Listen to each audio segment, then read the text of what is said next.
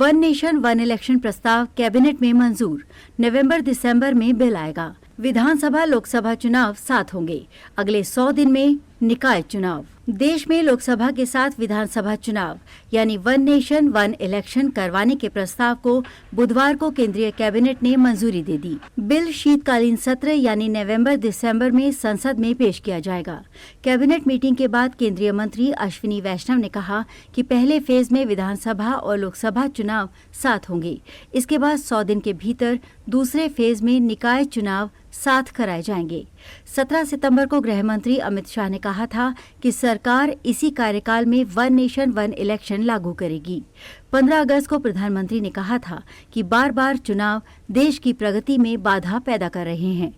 One nation one election पर विचार के लिए बनाई गई पूर्व राष्ट्रपति रामनाथ कोविंद की अध्यक्षता वाली कमेटी ने 14 मार्च को राष्ट्रपति द्रौपदी मुर्मू को अपनी रिपोर्ट सौंप दी थी। रिपोर्ट 18,626 पन्नों की है।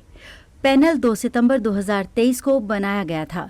ये रिपोर्ट स्टेक होल्डर्स एक्सपर्ट्स से चर्चा के बाद 191 दिन की रिसर्च का नतीजा है। कमेटी ने सभी विधानसभाओं का कार्यकाल 2029 तक करने का सुझाव दिया है। अभी ऐसी है वन नेशन वन इलेक्शन की संभावना।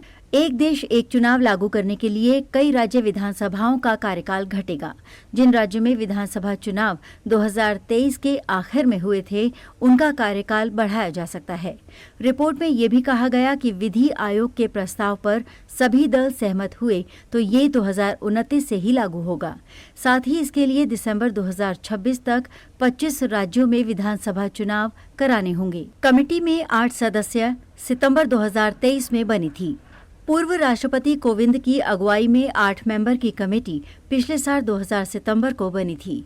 23 सितंबर 2023 को दिल्ली के जोधपुर ऑफिसर्स हॉस्टल में one nation one election committee की पहली बैठक हुई थी। इसमें पूर्व राष्ट्रपति रामनाथ कोविंद, गृह मंत्री अमित शाह और पूर्व सांसद गुलाम नबी आजाद समेत 8 मेंबर हैं।